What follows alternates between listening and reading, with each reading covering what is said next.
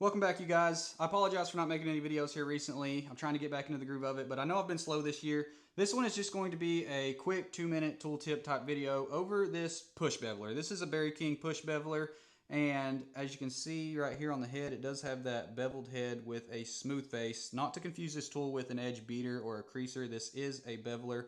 And what this tool is used for when it comes to carving and tooling projects like this is to help increase your efficiency or reduce the amount of time it takes to bevel long stretches of borders like you have right here. So rather than taking a traditional stamp and maul like we have right here and striking this tool a million times around all of these borders, we can take this tool, and I'm going to actually show you how to use it here in a minute, but we can actually just run this edge beveler down these borders, and that's going to help give us a nice clean beveled edge without sitting there for however long it's going to take to actually chisel all of those down. Now, belts is what I make more than anything, so I know some of you guys are curious as to if I use a push beveler on my belts, and it just depends. Like you can see right here, there is a long uninterrupted border on this belt right here, but most of the time when I draw these designs out, a lot of you guys know I draw these designs out brand new each time, and kind of like you see right here, I generally draw my designs with a lot of elements overflowing or stretching beyond the border. And so for that reason, and also, when I'm working on belts, I'm working with thicker leather, and I like to get that depth. For those reasons, I will generally still just use my regular stamp beveler like this and just take the time to work down those because I'm generally having petals stretching out like you see this leaf.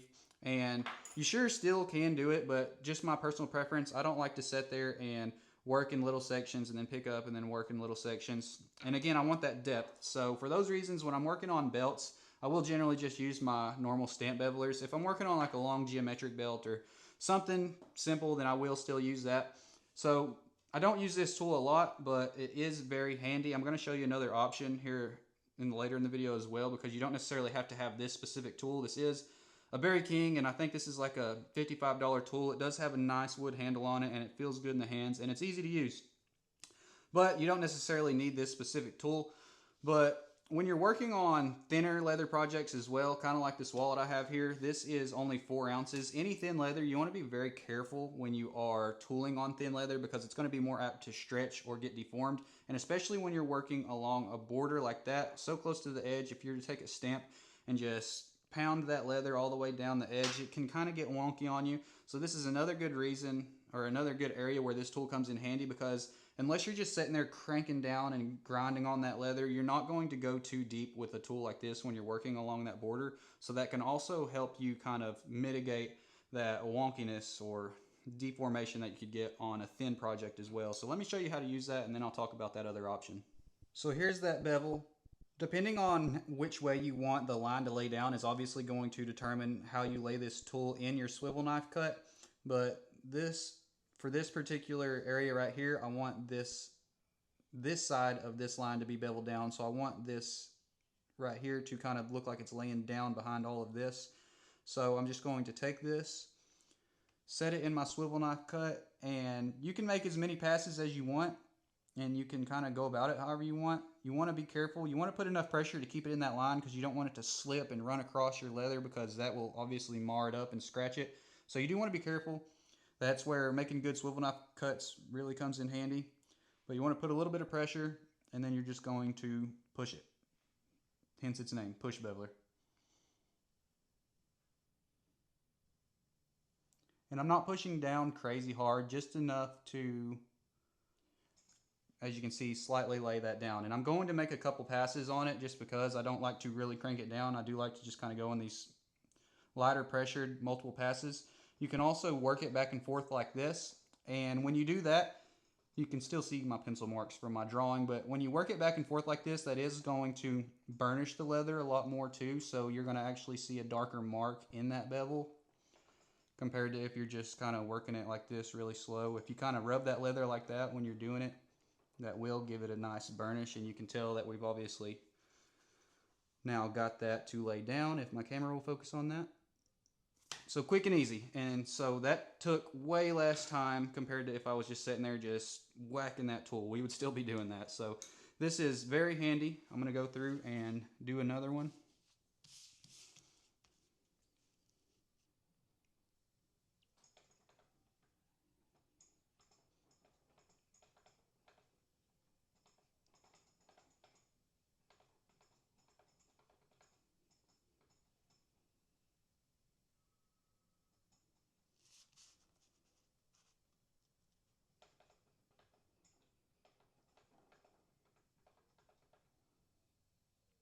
But yeah, any long borders that you have, especially like I said, just a long, straight, uninterrupted border, you can just take this tool and run it down it, and it drastically decreases the amount of time that you would have when it comes to getting that beveled line like you like. So we got some nice clean beveled lines.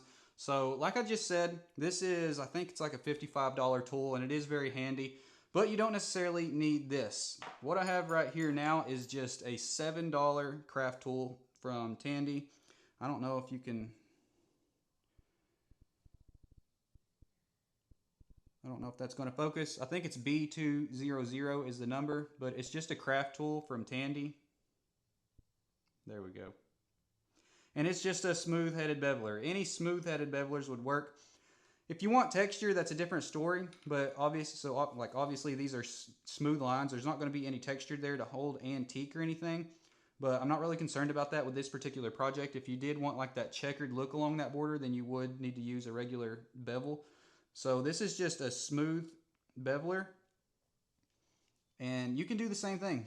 It doesn't have a nice handle on it, but all you got to do is literally stick your bevel in there like you normally would, and then just work it back and forth, and you're going to get the exact same results. So that's kind of a hack or a tip, if you will.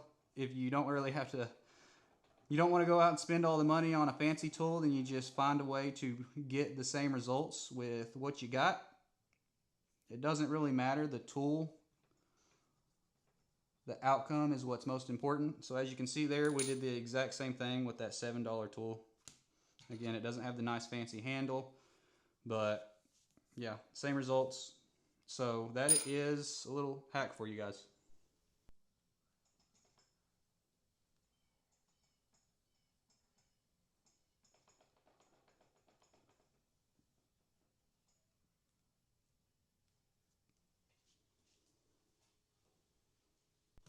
Yep, so in just a very brief amount of time, we have all these borders beveled down now. And so, like I said, it drastically helps your efficiency when you're working on long borders to have something like that laying around. But again, you can get by with whatever you need to get by. But like I just said, if you wanted some texture down on all these lines, then you would probably still need to use a textured tool like that.